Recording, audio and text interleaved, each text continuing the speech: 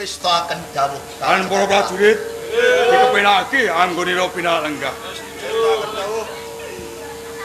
Langgahira dan prayo.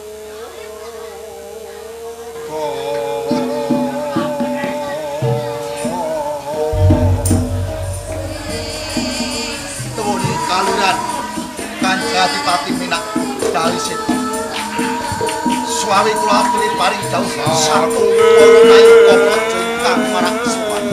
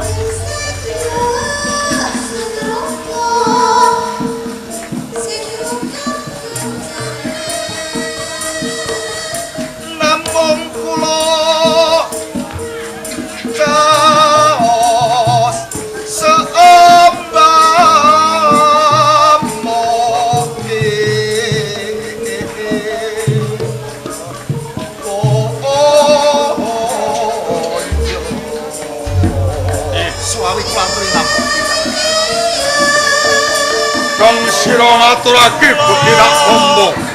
Namung ora liya puja marang pangestu kula kaki ditampani. Sanget buntut anggen kula nampi minangka ndadosaken jimating wanah mangke diparpase panah. Kula semrambaken para nayakaning praja ingkang brendaken dhateng Wiswanen. Yen kaya ngono reh dene akeh para nayaka sentanen praja. Ing kalenggan iki maksuan ing Kadipaten Dambangan dikepenake anggo mulegah. Kestakaken dawuh. Monggo namung ngaturaken sebab pangabekti mugi konjuk. Tak tombo pangestuning Sunmara Gagi ditampani. Sanget anggen kula nampi mugi ndadosaken kejimat kula. Angga kang kaping pindho kepiye kewajiban sing tak pasrahke marang siramu nyang ing Kadipaten Dambangan. Kepareng matur Kanjeng. Iya. Sak sampunipun panjenengan ngutus dumateng kula supados kula wentah sedaya prajurit magangan enggal. Ing sakmenika sampun trampil saha tengginas. Mbok menawi panjenengan badhe nyuti pirsa sedaya mboten manguji wani. Yen kaya ngono aku percaya gedhe rasa tanggung jawab menyang Kadipaten Dambangan. Panggihan sing becik destake pinarak kang prayoga Estakaken dawuh. bali marang Kirakawati. Lho nggih kados pundi Kang sira urutan angga kang kaping pindho ing Kadipaten Dambangan. Kabeh nalika semono kang sira tak utus pratinju menyang ing pradesan saengga ing pragunungan kepiyalu ing kawula anggoning ngarasake nggonku ngembat songsong gawat ing Kanalendran ing Kadipaten Dambangan. Kanjeng Adipati Minak Dalisit. Menawi babakan kewajiban patih dalem. Iya. Ingkang supados naliti saking para kawula saperangan ingkang cumondhok wonten Karang Pradusunan minggahipun wonten ing pagunungan sayektosipun Kanjeng sasampunipun panjenengan ingkang ngasta prabota adil wonten ing Kabupaten Blambangan. Iya. Para kawula dalem sami ngraosaken gemah ripah sinawe Kartararja. Sagunging para kawula dalem sami mubra-mubru pindho kalabring madu ibaratipun Kanjeng. Murah kang sarwa tinuku subur kang sarwa tinandur. Menika pagesanganipun kawula dalem ing titi sak menika Kanjeng. Yen ngono aluk ing kabeh para kawula ing kalenggan iki wis padha ayem tentrem bagas waras mubra-mubru pindho labur maju. Pancen teh saengga sengkut lan gemruting kabeh kawula cilik sawise ngaku nyekel song-song gawating kanalendran ing Kadipaten Blambangan. Ing Kadipaten Blambangan saiki wis katon kencar-kencar pindho kencana rukmi. Menika leres. Aku percaya manunggaling kabeh para kawula wis setutu bekti menyang ing Kadipaten Blambangan. Mung wae teh Pripun? siji sing tak rembug dhewe sumedhalake kabeh para nayaka.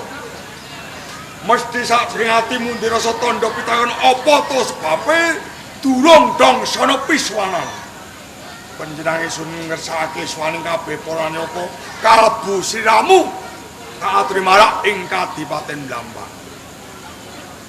Kanjeng Adipati.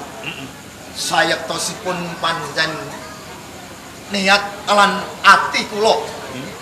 Sak sampunipun kula kairit para prajurit marak sowan ngersa dalem Kanjeng. Panjenipun wonten raos pitaken. Jalanan menapa Kanjeng? Menawi nitik adat ingkang sampun lumampah. Iya. Dong wanci dinten menika. Panjenengan kedahipun sowan wonten Kasultanan Mataram. Sok wonten pangarep. Iya. Nanging ndadosaken kaget ing manah kula. Panjenengan kok mboten kersa sowan. Lajeng sedaya para prajurit sami pepak andher miwah patih dalem. Kula kepengin mangertosi lajeng menapa darunanipun Kanjeng. Bagus. Gedhe marang panggal tamu. Kang sira tak aturi sowan nyang ing Kadipaten Blambangan ora ketang durung dangsana piswana. Tenane kepengin tak jak musyawarah ananing ing Kadipaten Blambangan lan ing Projentara. Apa to sebabe nganti aku ramal sowan ngersa dalem Kanjeng Sultan Agung Hanyokro semua ing Projentara. Yen tak pitung yen tak gagas orang gawe bungaing kabeh para kawula ning yen to mengko aku sowan malah sangsara gawe sangsaran kabeh para kawula nalika ing Kadipaten Blambangan. Jalaran kowe kudu ngertani kentar-kentaring Kadipaten Blambangan ora marga saka entuk Prabowo sing Praja Mataram saka ngersani Kanjeng Sultan Agung Hanyokrokusumo mung saka manunggaling para kawula saking Kadipaten Blambangan. Mula nganti ngancik kalenggani iki aku ora sowan menyang Praja Mataram pancen trane tak dodolan tak temunggo. Namung kula menika katinggih panguwas dalem. Iya. Menawi kula mbatal dawuh panjenengan mboten ngerajongi niat panjenengan, kula badhe nampi pika. Iya. Nyemanggaken. Yen kowe kabeh wis padha nyarujuki kalamun to aku mbalelo nyang ing nyang Projeng Mataram. Kawula Nayaka Sentana kanggo pakseksen nganti ari kalenggan iki nganti kukut jagat ing Praja Kadipaten Blambangan aku ora bakal sowan sengaja mbalelo.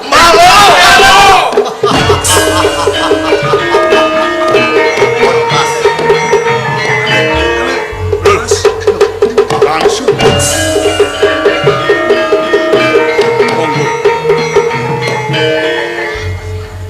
Katuran pinarak lenggah. Pinarak. Kira Patih. Waduh. Wonten tamu. Menika warung Koprojo ing Praja Ndara. Kira sak rawuh panjenengan namung kula hangaturaken bekti mugi konjuk sawanipun kira Patih Praja Ndara. Kula tampi dawah ing sesami-sami. Salam taklim uga katur nak Mas. Minak dali setana ing Kabupaten Blambangan. Kula tambing mangke badhe kula lumebelaken sedaya para kawula ing Kadipaten Blambangan. Duh. Kira damel kageting manah kula sowan panjenengan.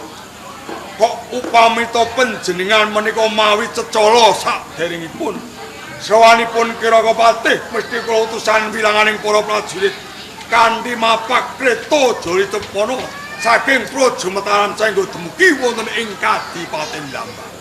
Matur nuwun dene penampamu kaya ngono, Mas. Iya. Ya sing gedhe pangapuramu. Cedhak ning Kabupaten Blambangan tanpa cecala sadurunge. Nggih. Pisan. Aku kepengin tuwi wewangunan ana ing Kabupaten Blambangan.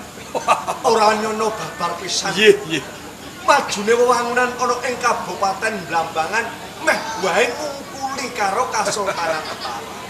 Matur nuwun sanget. Nggih kados katen kencar-kencar pindha kencana rukmi wonten ing Kabupaten Blambangan menika saking manunggaling nayaka sentana kawula ing Kabupaten Blambangan ing sami sengkut lan gemergut hanyeng karibawan wonten ing Blambangan. Sayek-sayek kapine kawula kerak tegawa saka panguasane. Iya. Sapa sing nguasani ana ing Kabupaten Blambangan? Leres kira-kira. Kaping pindhone ya, Mas. Iya. Ngemban dawuh sinuwun Sultan Hanyokrokusumo saka ing Kasultanan Mataram. Iya. Nyetitake nggonmu telung pisawanan ora ngaras padha. Asok glendong pengareng-areng ana ing Kasultanan Mataram. Bisa tenane sinuwun Hanyokrokusumo tuwa pitakon. Oh. Dados sowan panjenengan wonten ing Blambangan pikantuk dawuh ngersa dalem Kanjeng Sultan Agung Hanyokrokusumo. Mesine kaya Inaryana enaken tigang pisawanan agung kula mboten ngaras padha wonten ing Kasultanan Mataram. Kira-kira menika pancen kula dodolan kula temoho. Napa to sebabipun kula sampun wonten tigang sono pisawanan kula mboten marak ngersa dalem Kanjeng Sultan Agung Hanyokrokusumo. Kula nggadahi pamanggih. Mataram dimen Mataram, Blambangan dimen Blambangan. sing kok karepake Teges kula ora sowan mbalelo wonten ing Praja Mataram. mbalela saka Mataram. Iya. Mas, Dos pundi kula? aku mung sadhe uger ngelingke karo sliramu. Luput ungguing pranatan saka ing Kasultanan Mataram yen to sliramu niat mirong kampuh bundan tanpa ratu merga ilingono. Iya. Tan ketang kaya ngopo wae Blambangan ke bawah pemerintah saka ing Kasultanan Mataram. Iya. Wah, aja duweni kekarepan sing kaya ngono ya, Mas. Kula ngrumaosi kira-kira. Yen Blambangan menika ke bawah ngersa dalem Kanjeng Sultan Agung Hanyokrokusumo ing Praja Mataram. Ning yen to jeneng wong bawahan menika nyageraken pemerintahan ing Praja Mataram. Nanging Kanjeng Panembahan Sultan Agung Hanyokrokusumo barbar pisan mboten migatosaken dhateng kawula ing Kadipaten Blambangan. Cobi mangrasas. Kencar-kencaring negaring Blambangan barbar pisan mboten nate pisan kemawon kula nampi Prabya saing Praja Mataram. Napa ngoten niku jeneng pengayoman ngrumangsani duwe bawahan mila saking menika ngantos taun ana Windanana kula mboten bali sowan wonten ing Praja Mataram. Oh, yen ngono nyata sepangkot puguh apa sing dadi kekarepan. Sampun tekad gemblenging manah manunggaling kawula sampun mbalelo wonten Praja. Nak Mas Minak dan Seto. Iji Cedhak ning Kabupaten Blambangan mung sademutusane sinuwun Sultan Hanyokrokusumo. oh nggih. Baliku saka ing Kabupaten Blambangan nek ora nganti karo sliramu luput ungguing pranatan. Yen to panjenengan dhateng panguwasipun Kanjeng Sultan Agung Hanyokrokusumo. Kula aturi nggo wonten ing Blabar Kawat Keneng Waja mangke badhe wonten wangsulan saha ing Kadipaten Blambangan. Ndak ranti wangsulan saking Kabupaten Wah. Blambangan.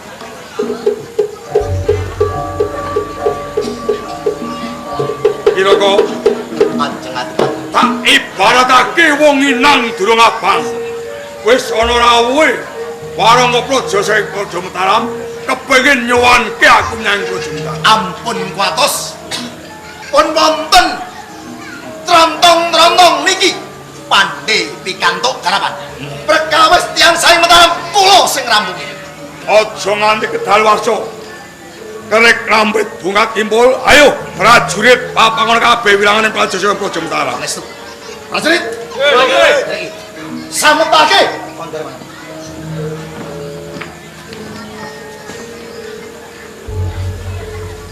Aja kemuli balen bunga karampungan.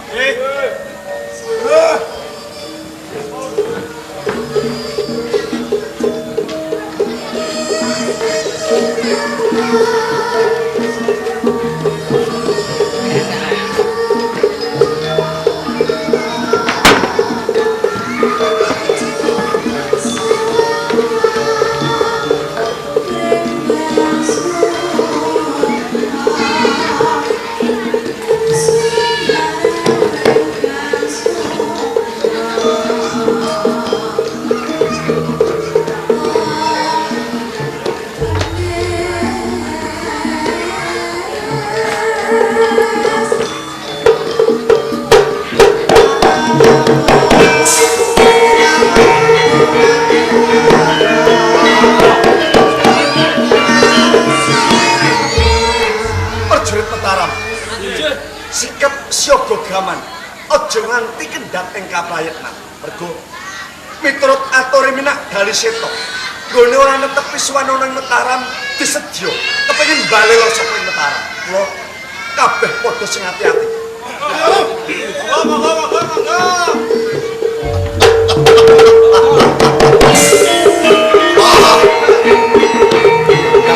Jebul wis gelar sepapan kawula saka ing Kasultanan Mataram. Dandang Walijo, Kang Nerang Kesuma. umpama aku kepengin rembukan karo sliramu ana ing pendopo tanpa guna. Mula ning kene aku kepengin miterang saka aturmu. Kakang Nerang Suma. Ya. Mung wanter nampa dawuh pangandikaning Kanjeng Adipati Minak Daliseta. Wiwit kalungguhan iki Kakang Nerang Kesuma kudu minggat aja cuma ndak ing Kabupaten Blambangan. Bali Kasultanan Mataram. Dandang Walijo, yen ngono wong Blambangan wis gendus angkuk. Wis ora kena ndak elingke pakartine sing luput. Pancen ora selaki. Rungokke kuping. Ngerangku sumo bali saka ing Blambangan nara bareng ringkus Minak Daliseta lan Salam siramu keprake bantowo.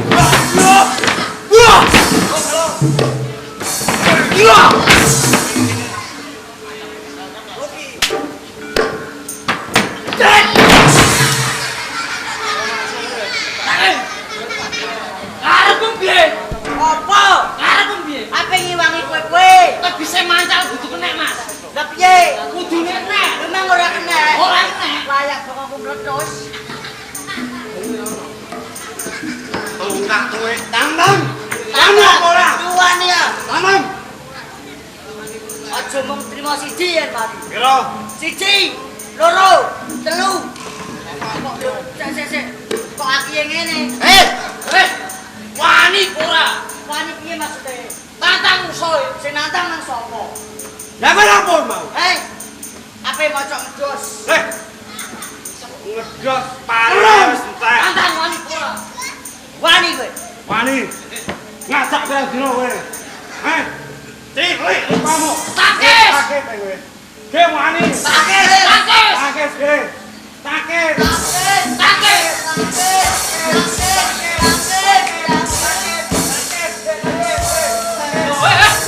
Kok malah nangis? Kowe nangis dene. Dene. Kowe nangis dene. Kowe ngomong Dik. Mbok mati kene nangis. Ora. Aku bilang pamlo. Ora. Dene. Kowe jai. Wes, kok bae. Sikil kok iyak-iyak.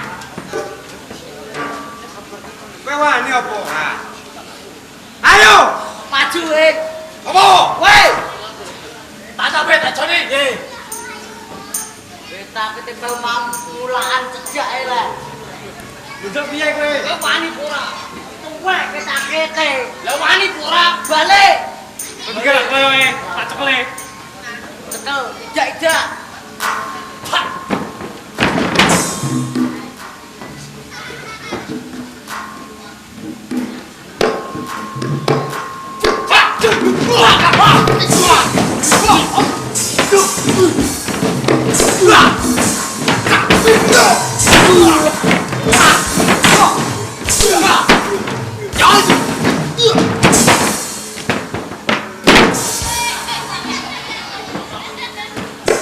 Kenapa? Apa tak iwangi? Bergawe kok. Nek iwang aja ngono. Lah piye? Tantang musuhe keplek-keplekno. Ngono. Ngewangi bergawe lagi ngewangi. Wani ora kowe kae iki. Wani iki. Iki ngene nek nang panggung. Nek nang dhuwur yo ngene. Nek nang ngisor yo ngene. Lah piye cocok apa ora karo kowe? Ijolo ora cocok. Ijolo. Sing ndi? Iki apa? Cical kecini banyu brengosen. Lho tuwek ngono kentak kete. Tuwek kowe. Aku lebih brengosen. Apa? Apa? Kowe sing brengosen kok. Utumi lho telu. Wani ora? Wani ora? Tuwek senoprak ae balon. Asem meneh. Jono. Dalam sing piye? Sing ndi? Aku kowe. Milih aku. Ora mentolo nek karo kowe. Lah nek ora mentolo Kowe piye? yakin ora mentolo? Kok ora mentolo apa? Kowe nek aku dijak-jak kangen. Kok ngono. Kowe wani apa ora? Musa ya musa. Ayo kowe wani apa ora? Batang lho. Sing bukle sing piye? Sing ganteng kaya aku. Oh, paham kok. Ganteng koyo sapa, Mas? Lah iki cocok. Iki cocok. Cocok ki piye? Wis cocok. Wis cocok. Ya cocok ah. Cocok piye? Bojone ayu. Terus Eh, Terus nek turu. yo lanjut. Tak incenge. Loh. Ngawur, Bet. Ngawur pamit diinceng, Bet. Hah? Sasa. Ora trimo. Kowe pengen jang? Ora trimo. Kowe pengen jang? Iya. Ngono ra jajak aku. Padha ae. Ayo. Musoi.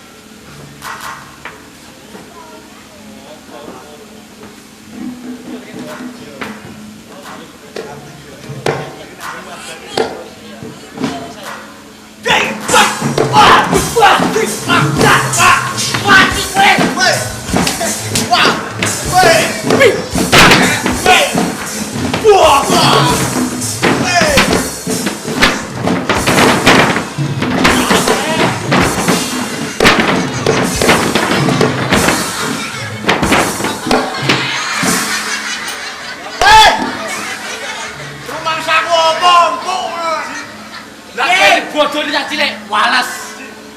Kurang ajar kang iki. Apa?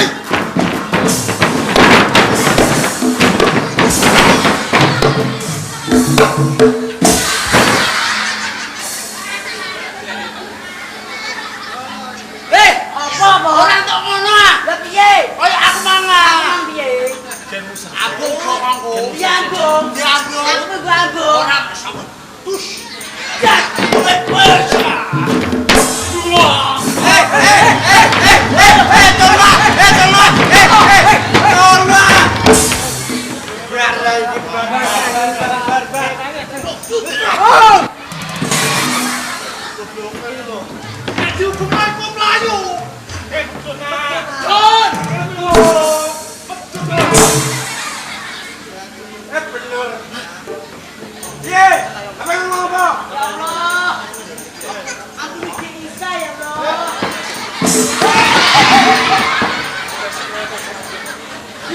Piye. Ini. Kowe isa. Yo. Saya ganti bringos. Lah piye? Bringos semua. Bocah gagah ngene kok. Gagah. Gagah. Gagah. Gagah. Kondangmu piye gagah? Kondang, Mas. Musa segede ae. Kondang sapa? Lananganem ketok. Ketokno tenan. Ketokno. Ngarep. Iya. Ketokno. Gobloke. Ora iku lanangane. Jare lanang. Oh, lanang tenan ngono lho. Lu kowe duwe. Eh? Lu kowe ya kondang. Kondang. Ketokno kondangem. Kondang lho. Otot kawat. Balung mesti. Aku padha wae. Piye? Maju. Di sing ndi? Iki musuh. Iki kondange piye? Kondange piye? Baleni. Kondange piye? Kondange baleni. Otot kawat. Balung mesti. Lah padha wae. Padha wae. Otot kawat. Balung tong. Wes. Nek bolo musuh. Bolone mah. Otot kawat balung mesti. Wani. Ayo ngene iki. Dino kowe.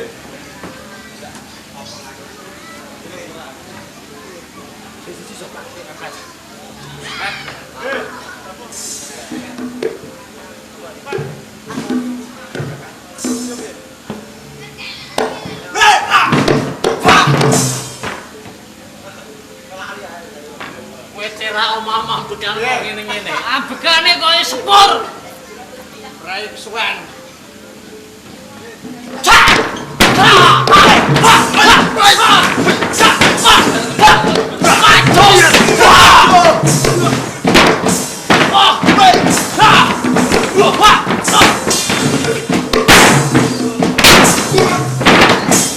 Birunya cinta.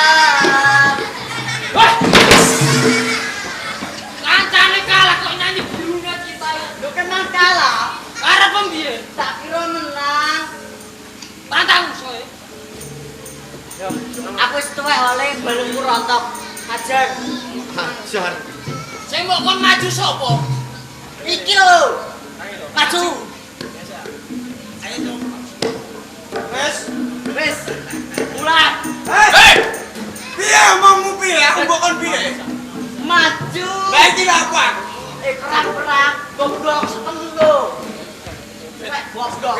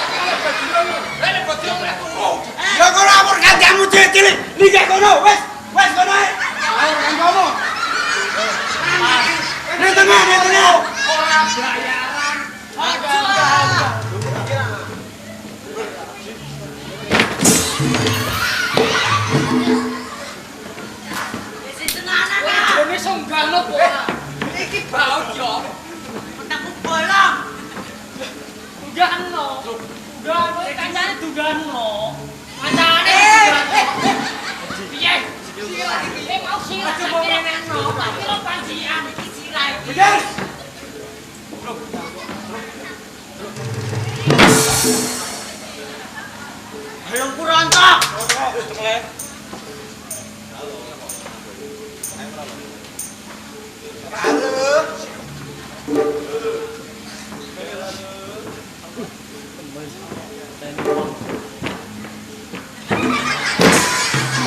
Tengok kene Yo yo.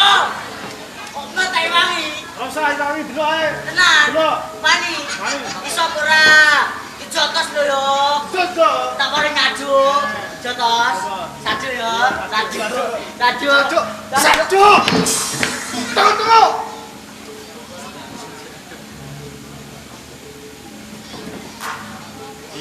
Cik. Ah. Siap. Ya. Wah! Cak! Wah! Cak! Wih! Out!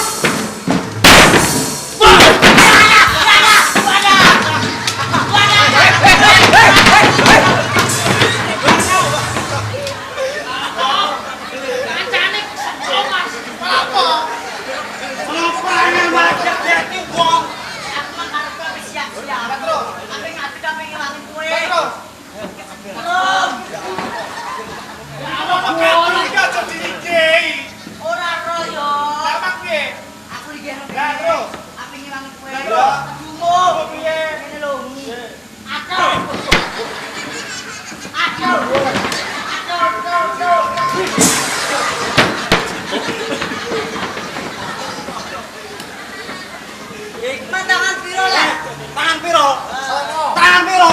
Hitung dhewe. Mulai aku. Yuk, yuk,